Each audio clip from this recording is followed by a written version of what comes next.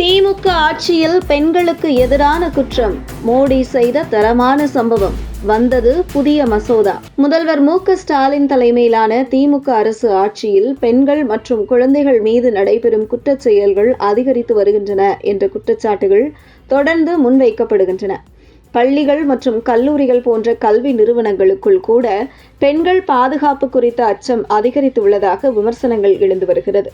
இதற்கான எடுத்துக்காட்டாக அண்மையில் வெளியாகிய சில சம்பவங்கள் பெரும் பரபரப்பை ஏற்படுத்தியுள்ளன. அதில் முக்கியமாக சென்னை அண்ணா பல்கலைக்கழகத்தில் மாணவி மீது பாலியல் தாக்குதல் நடத்தப்பட்டதாக குற்றச்சாட்டு எழுந்த வழக்கில் திமுக நிர்வாகி ஞானசேகரன் தொடர்புடையவர் என கூறப்பட்ட சம்பவம் பெரும் சர்ச்சையை ஏற்படுத்தியது.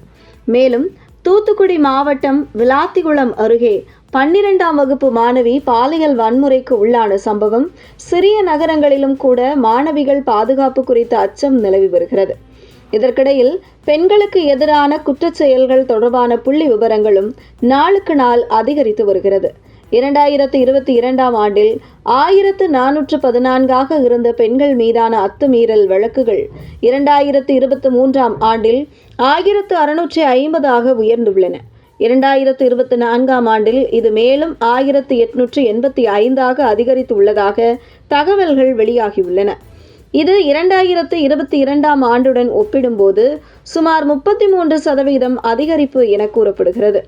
மேலும் திமுக அரசு ஆட்சிக்கு வந்ததிலிருந்து பெண்களுக்கு எதிரான குற்றச் செயல்கள் மொத்தத்தில் சுமார் 56% வரை அதிகரித்து உள்ளதாகவும் குற்றச்சாட்டுகள் முன்வைக்கப்படுகின்றன.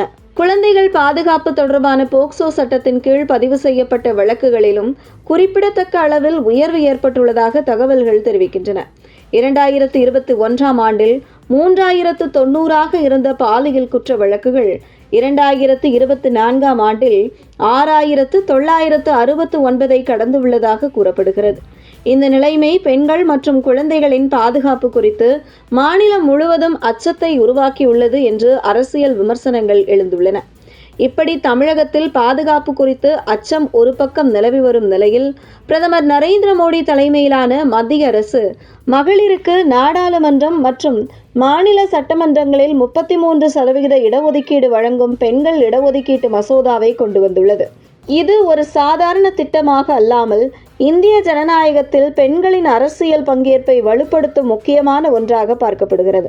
பெண்கள் வெறும் வாக்காளர்களாக மட்டுமல்லாமல் முடிவெடுக்கும் நிலைகளில் இருப்பதை உறுதி செய்வதே இம்மசோதாவின் முயற்சியின் நோக்கம் என்பது குறிப்பிடத்தக்கது.